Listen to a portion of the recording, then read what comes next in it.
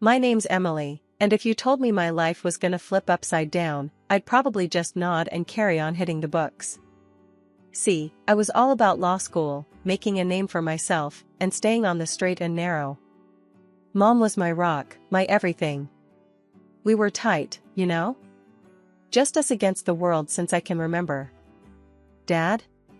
Might as well have been a ghost. Mom never talked about him, and I stopped asking after a while. Fast forward to me hitting 22, things were looking up. Grades were solid, and I was on track to graduate with honors. Then, out of nowhere, life decided to throw a wrench in the works. Mom died in a car accident. Just like that, she was gone. I was gutted, lost, didn't know up from down. I stumbled upon this old photo. It was her, younger, happier, with some guy. And there was this note, all crumpled and yellowed with age. The guy's words were like a punch to the gut. Lily, our time together was short, but I'll always remember it. Look after our girl. R. That hit me hard. Our girl? That's gotta be me, right? Suddenly, this ghost of a dad seemed a bit more real. Who was this R? Why'd he bail? Questions were buzzing in my head like angry bees. I needed answers. But who to ask? Mom's friends were a long shot. We weren't exactly on the Christmas card list, if you catch my drift. It was just me and Mom always. So, there I was, alone in the house we shared, holding onto a photo and a note that felt like a map to a part of my life I didn't even know was missing. It was like staring at a puzzle with half the pieces gone. I told myself, Emily, you're gonna find this guy. You're gonna find out his real name, what he's about, and why he left. You gotta. After all, with Mom gone, I was all that was left. And maybe, just maybe, finding him would fill this gaping hole Mom left behind. After making up my mind to track down the mysterious R, the first real clue to who my dad might be, I knew this wasn't going to be a walk in the park. I had nothing but a photo, a note, and a determination that was borderline stubborn. My first stop? The internet. But let's be real, R and real estate mogul were about as helpful as a chocolate teapot. I needed something solid, a lead that wasn't going to end in a dead-end Google search. That's when I thought of Aunt Sarah. She was Mom's best friend from way back when, the kind of friend who knew all your secrets, but would take them to the grave. If anyone knew something about R, it'd be her. Problem was, Aunt Sarah was as tough as old boots and about as approachable as a bear with a headache. I found her number and gave her a call, my stomach doing flips. The phone rang, and then. Sarah speaking. Hey, Aunt Sarah, it's Emily, Lily's daughter. There was a pause, and I could practically hear her defenses going up. Emily. It's been a while. To what do I owe the pleasure? I wasn't here to beat around the bush. I found a photo of Mom with a man and a note signed by someone named R. I think he might be my dad. You know anything about him? Aunt Sarah was silent for a moment, and I wondered if I'd crossed a line. Then, with a sigh, she relented. Emily, this isn't something we should talk about over the phone. Come over. Her place was like stepping into a time capsule, filled with memories of Mom and hints of a past I was desperate to uncover. Aunt Sarah sat me down, her expression serious. Your Mom and Richard, they had a thing. It was complicated, a whirlwind that ended before it really began. Richard? That was the first time I heard his name. It felt like a piece of the puzzle clicking into place. Yeah, Richard Coleman. He was charming, ambitious, the kind of guy who knew he was going places. But your Mom, she chose a different path. One that led to you. I leaned in, absorbing every word. Do you know where I can find him? He's a big deal in real estate now. Owns half the city, it seems like. But Emily, be careful. The man's got a reputation, and it's not all sunshine and rainbows. I nodded, more determined than ever. Thanks, Aunt Sarah. I need to do this. Not just for me, but for Mom too. Leaving Aunt Sarah's, my mission was clearer than ever. Richard Coleman. My dad. The guy who had a piece of my history, a piece of me. I had to meet him, had to know why he left, why he never looked for us. I roped in my best friend, Jake, for moral support. Over a greasy diner breakfast, I laid out my plan. Jake, I'm gonna find him. Richard Coleman. I need to know why he bailed. Jake, ever the skeptic, raised an eyebrow. You sure about this, Em? This guy, he could be anyone. He could be a total jerk. I stabbed at my pancakes, frustration bubbling. I have to try, Jake. I've got questions, and he's the only one with answers. Jake sighed, pushing his plate aside. All right, I'm in. But we're doing this smart, okay? No rushing in without a plan. Deal. I agreed, grateful for the backup. The search for Richard Coleman was on. It wasn't just about finding my dad anymore. It was about uncovering the truth, about understanding my mom's choices, and maybe, just maybe, finding a piece of myself along the way. The charity reception was buzzing with the city's elite, all dressed to the nines, but there I was, heart pounding, clutching the only link I had to the man I was about to confront. My friends, who'd somehow managed to snag us the invites, gave me encouraging nods as we navigated through the sea of suits and gowns. Remember, just be straight with him, Jess whispered, her hand squeezing my shoulder. I nodded, scanning the room until I spotted him. Richard Coleman, the man of the hour, surrounded by admirers.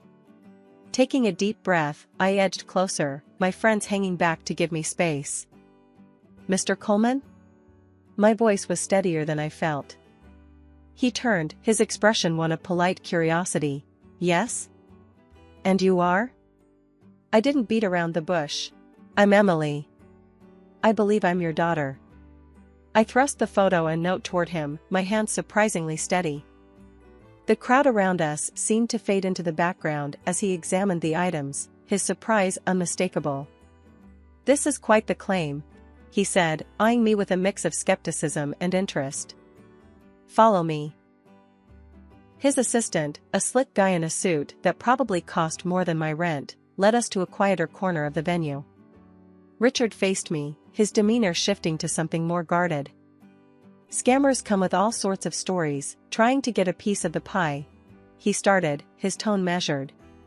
Why should I believe this isn't another attempt? I felt a flare of anger, but kept my cool. Because it's the truth. Look, I'm not after your money. I just want to know who my father is. He studied me for a moment, then sighed. All right. If you're serious, we'll do a DNA test. That's the only way I'll accept any of this. Fine by me. I shot back, more relieved than I wanted to admit that he was willing to take that step. The next few days were a whirlwind. Richard arranged for the DNA test quickly, and we met again in a more private setting, away from the prying eyes of the public. Sitting across from him in a stark office, the tension was palpable. You understand, if this comes back negative, I don't want you spreading any stories, he warned, his gaze sharp. I don't want anything from you if I'm not your daughter, I retorted, my own gaze just as fierce. When the results came back, confirming our biological connection, the atmosphere shifted. Richard looked at me, really looked at me, for what felt like the first time. So, it's true, he said, almost to himself. You're my daughter. Yeah, looks like it, I replied, a mix of emotion swirling within me. What now? Now?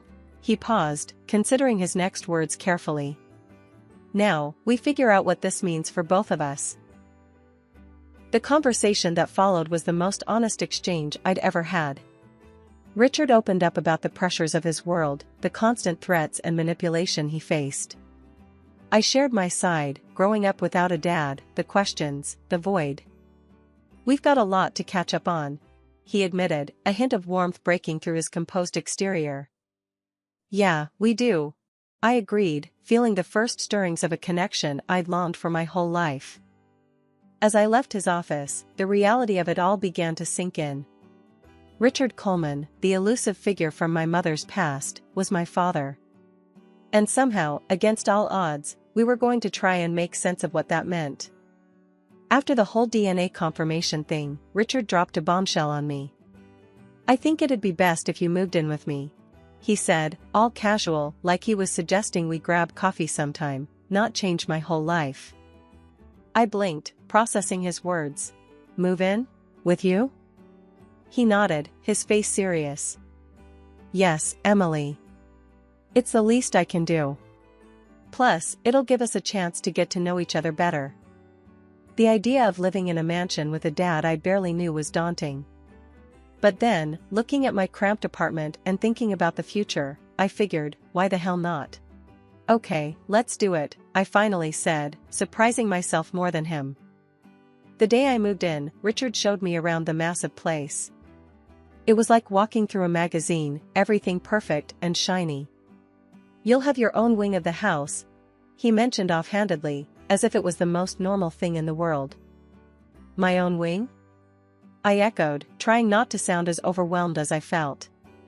He chuckled, a sound that seemed foreign in the vast halls of his home. "Yes, Emily. I want you to feel comfortable here." Settling in was a weird mix of luxury and awkwardness. I had more space than I knew what to do with, and a staff that jumped every time I sneezed. Richard and we tried to bond, having dinner together, attempting to fill in years of silence over meals that were too fancy for my taste. "So, how was your day?" Richard would ask, sipping on wine that probably cost more than my old rent. Good. Spent most of it getting lost in the house," I'd joke, poking at my food. He'd laugh, and for a moment, it felt like we were just a normal father and daughter, trying to catch up. But then the conversation would stall, the reality of our situation settling back in. One evening, Richard sat me down in the living room that looked like nobody ever lived in it. "Emily, I've been thinking," he started, looking a bit uneasy. "I want to officially recognize you as my heir. It's important that you're protected." I stared at him, unsure what to say. "Protected? Richard, I don't even know the first thing about being an heir to anything." He waved away my concerns. "You'll learn. And I'll help you. It's my responsibility." The next few weeks were a blur of lawyers, documents, and more money talk than I'd ever cared for. Richard announced the news at a fancy dinner, with what felt like the entire city's elite present. "I'm proud to introduce my daughter, Emily, to our community," he said, his arm around my shoulders. The applause was deafening, the attention suffocating. I smiled, played the part, but inside, I felt like I was losing myself, piece by piece. Living with Richard, being thrust into his world, it was a lot. I missed my friends, my old life. But every time I thought about leaving, I'd remember the look on Richard's face when he talked about being a family. So, I stayed, trying to fit into a puzzle where I wasn't sure I belonged. "Just give it time, Emily," Richard would say, seeing my frustration. "We'll figure this out together." Living in Richard's mansion started feeling less like a fairy tale and more like I was trapped in some golden cage. The luxury, the staff, the endless rooms, it all began to weigh down on me like chains. I tried to make the best of it, really, I did. But something was off, and it wasn't just the adjustment to this new lavish lifestyle. One evening, Richard and I were sitting in what you might call the family room, though it felt anything but familial, all stiff sofas and expensive art. "Emily, I've been thinking," Richard started, his tone serious as he put down the evening paper. "It might be best if you consider taking a break from college. Focus on your new responsibilities here." I almost choked on my water. "Take a break? From law school? But I'm halfway through my degree." He leaned forward, trying to sound persuasive. "I know, but it's important. You need to understand how to manage what you'll inherit." I felt my temper flare. "So, what, I just give up on my dreams? For what? Sitting around this museum you call a house?" Richard's face tightened, a sign I was pushing it. "This museum is your home now," Emily.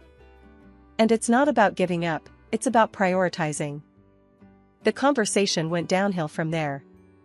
I stormed off, feeling more prisoner than daughter. The mansion's walls, once symbols of newfound connection, now felt like they were closing in on me. A few days later, I was in the garden, trying to get some fresh air, when I overheard two of the staff whispering. "Did you hear? Mr. Coleman's got her under lock and key. Poor thing, can't even go to her classes, without a guard," one of them said, not realizing I was within earshot. Their words hit me like a punch to the gut. Was that what people thought? That I was some damsel in distress, locked away in a tower? That night, I confronted Richard at dinner. "Am I a prisoner here, Richard? Because that's what people are saying. That you're keeping me under lock and key." He sighed, setting down his fork with a clatter. "Emily, you know that's not true. It's for your safety. My world, it's not kind. But it's my world too, now, isn't it? And I can't even live my life, because you're so scared of what might happen." "We'll discuss this later," he said, ending the conversation with a tone that brooked no argument. But we never did discuss it. Things just got worse. My outings were limited, and yes, there was always someone from security tailing me, even to the coffee shop down the street. My phone rang less and less as friends stopped trying to reach out, figuring I'd just vanished into Richard's shadow. Things took a turn one ordinary evening, or at least as ordinary as evenings could be in a mansion that felt more like a prison than home. I was wandering through one of the many hallways, lost in thought, when I overheard voices coming from Richard's study. Hidden behind a half-open door, I listened as my dad laid it all out bare to his assistant, James. His words were a cold slap of reality, unraveling any illusion of familial warmth we might have had. "I never needed her, James. Her mother? That was nothing. And Emily, she's just a piece in this chess game," Dad confessed, his words like daggers. James, ever the sycophant, just nodded. "And transferring the assets to Emily? That's your move to block the partners?" "Exactly," Dad replied, a smugness in his voice that made my skin crawl. "They can't touch what's hers. She's the perfect cover." Standing there, the truth washing over me, I felt like a fool. All the moments I thought were real, they were just moves on his board. The love, the care, the fatherly concern, it was all a facade. But I wasn't about to let him know I was onto him. No, I needed to be smart, play the game on my terms. I stepped away from the door, a plan forming in my mind. Later, at dinner, I acted like nothing had happened. Dad was going on about some deal he was closing, the usual business talk. I nodded along, inserting the occasional "that sounds interesting, Dad," keeping up the charade. "Emily, you've been quiet. Everything all right?" he asked, his eyes scrutinizing me over his glass of wine. I forced a smile, playing the doting daughter. "Just tired, I guess. It's all a bit overwhelming, you know, the inheritance, the sudden change." He relaxed, buying into my act. "You'll get used to it, Emily. It's all for the best." I nodded, keeping my face neutral. "I know, Dad. I'm grateful, really." I started gathering information, listening in on conversations, and taking note of Dad's dealings. It was risky, sure, but I needed ammunition. James, the assistant, was my best bet. He knew the ins and outs of Dad's business, and if I could just get him to slip, to give me something tangible, I'd have a shot at breaking free from this gilded cage. One afternoon, I found my chance. James was in the library, papers scattered around him, looking more frazzled than usual. "James, can I help with anything?" I offered, my tone casual, innocent. He looked up, surprised. "Oh, Emily, no, it's just some boring paperwork. Nothing you'd be interested in." I smiled, inching closer. "Try me. Dad keeps saying I should get more involved, learn the ropes." James hesitated, then shrugged. "Well, there's this contract negotiation, that's been a headache." Your father's trying to outmaneuver his partners, keep them from claiming more than they're owed. Bingo. Sounds complicated. Dad's always one step ahead, though, isn't he? James chuckled, letting his guard down. Always. He's got a knack for finding loopholes, protecting his interests. Like making you the primary heir, for instance. Genius move. I filed that away, every piece of information a weapon in my arsenal. Yeah, Dad's full of surprises, I said, my voice laced with a bitterness I hoped James didn't detect. I reached out to the one person I knew could help me navigate through this mess, Professor Harris, my law teacher and someone I deeply respected. I waited until the mansion was quiet, ensuring no one would overhear our conversation. With a shaky hand, I dialed his number, my voice barely a whisper as I explained the situation. Professor Harris, it's me, Emily. I need your help, I said, my heart pounding in my chest. Emily, what's going on? You sound distressed, he replied, his voice laced with concern. I took a deep breath, steadying my nerves, before I spilled everything. My dad, he's been using me. It's all a sham, to protect his assets from his partners. I need to expose him, but I can't do it alone. There was a brief pause before Professor Harris responded, his tone now firm with resolve. Don't worry, Emily. We'll gather the evidence you need. I'll reach out to some contacts, journalists, private detectives, and even those business partners your father is trying to deceive. We'll bring his machinations to light. With a plan in motion, I felt a spark of hope for the first time in weeks. I started to collect evidence from within the mansion. It was risky, but necessary. I photographed documents when no one was watching, capturing contracts, agreements, anything that could prove my father's deceit. I also managed to secretly record audio and video of conversations where he detailed his plans, unaware that his own daughter was about to turn the tables on him. 2 months passed in a blur of secrecy and silent rebellion. With each document photographed, each recording captured, I moved closer to my goal. Professor Harris was a constant support, guiding me through the legal nuances and ensuring the evidence we collected would hold up. The big night at the city reception was something straight out of a movie, except it was my life, and the script was about to take a wild turn. Dad had set this up as my grand debut to the social elite, handing me a speech he'd prepared, expecting me to sing praises about our perfect family and his philanthropic business ventures. But I had a different plan.